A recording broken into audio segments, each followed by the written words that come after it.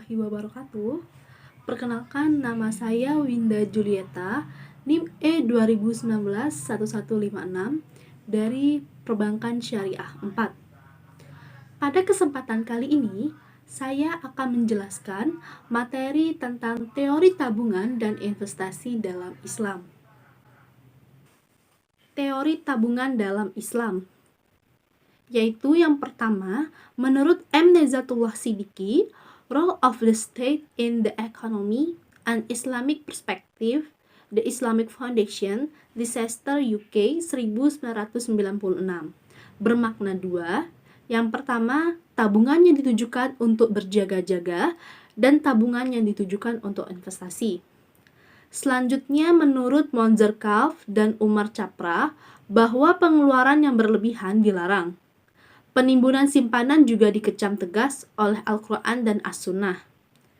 Sumber-sumber daya yang telah disediakan Allah harus dipergunakan untuk digunakan oleh pemiliknya, atau diperuntukkan bagi orang lain sehingga memenuhi tujuan dasar penciptanya. Membiarkannya menganggur dan tidak memanfaatkannya bagi tujuan-tujuan konsumsi yang benar dan bukan untuk mengembangkan barang-barang umum lewat kontribusi kesejahteraan seperti zakat, sedekah, atau pembayarannya. Atau investasi produktif telah dikecam oleh Islam. Lebih lanjut, Kaf dan Chapra menyatakan bahwa sangatlah perlu mengorganisasikan serta meregulasi uang dan sistem perbankan dalam suatu cara yang tidak saja akan mengurangi dorongan melakukan pengeluaran yang berlebihan, tetapi juga untuk memobilisasi simpanan dan menyalurkan ke dalam pemanfaatan-pemanfaatan yang lebih produktif.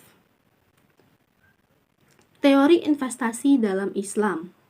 Teori investasi dengan pendekatan ekonomi Islam tentu berbeda dengan teori investasi konvensional. Perbedaannya karena fungsi investasi dalam ekonomi konvensional dipengaruhi oleh tingkat suku bunga. Hal ini tentunya tidak berlaku dalam pendekatan ekonomi Islam. Secara lebih spesifik, M. Metwali 1993 mengembangkan suatu fungsi investasi dalam perekonomian Islam yang akan sangat berbeda dari perekonomian yang non-muslim, konvensional. Model yang dikembangkan mengasumsikan tingkat suku bunga 0. Ia mengganti variabel suku bunga dengan variabel expected rate of profit atau R kecil ya.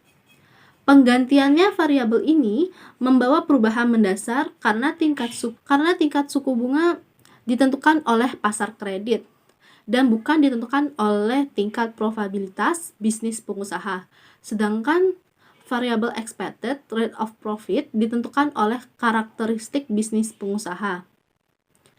Asumsi lain yang digunakan adalah terdapat denda untuk penimbunan aset-aset yang tidak dimanfaatkan. B. Dilarangnya segala bentuk spekulasi dan tindakan perjudian. C. Tingkat suku bunga pada semua jenis dana pinjaman adalah 0.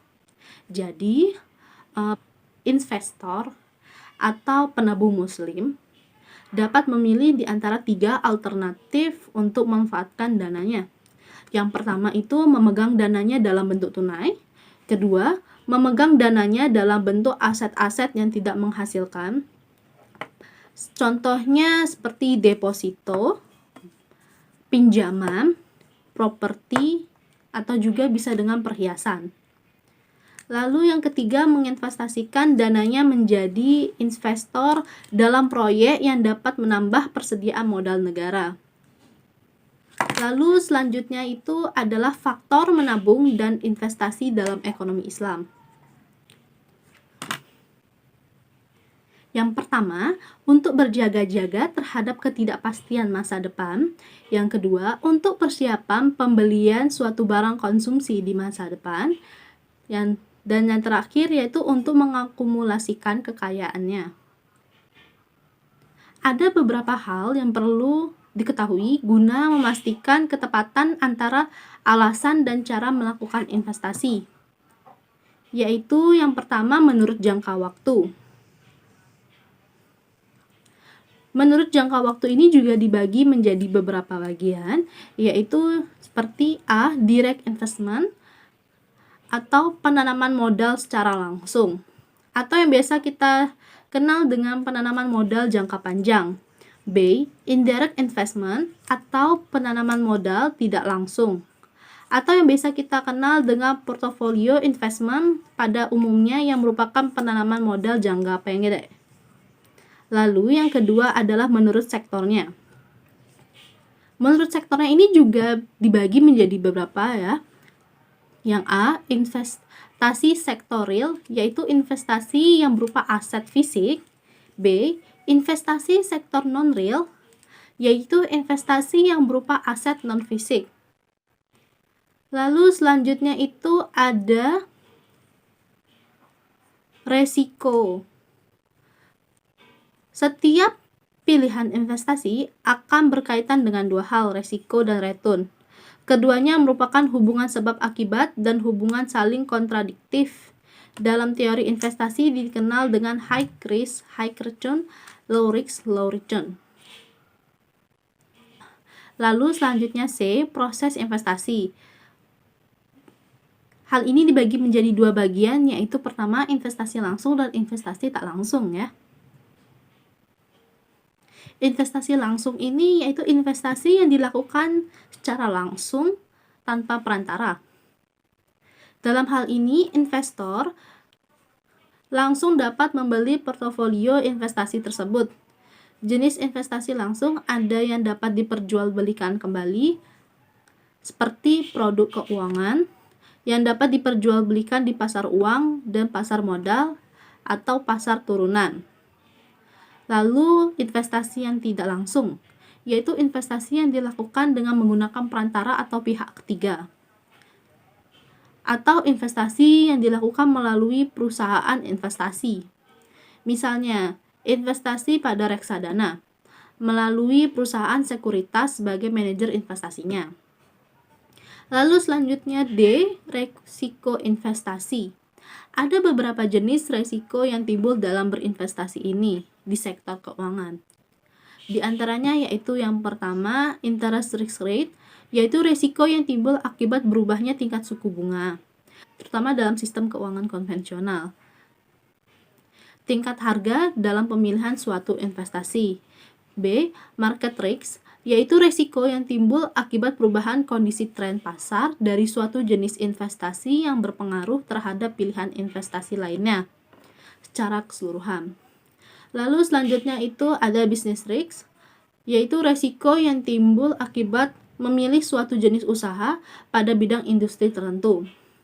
Lalu selanjutnya inflation risk, yaitu resiko yang timbul akibat kenaikan harga-harga secara menyeluruh, yang hal tersebut bisa jadi karena kaitannya akan kenaikan suku bunga yang menyebabkan turunnya daya beli.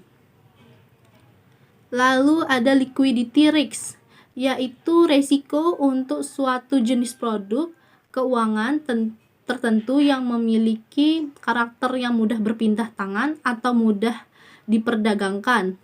Dengan demikian, apabila terjadi perubahan harga pada produk keuangan tersebut akan berpengaruh terhadap likuiditasnya. Lalu selanjutnya ada exchange rate risk, yaitu resiko yang memiliki kaitan dengan fluktuasinya nilai tukar valuta asing yang berpengaruh terhadap return yang akan diperoleh. Dan terakhir yaitu ada country risk, yaitu resiko yang timbul akibat stabilitas politik suatu negara atau political risk. Sekian dari materi yang bisa saya jelaskan. Semoga teman-teman semua mengerti dan materi ini dapat bermanfaat bagi teman-teman semua. Terima kasih. Wassalamualaikum warahmatullahi wabarakatuh.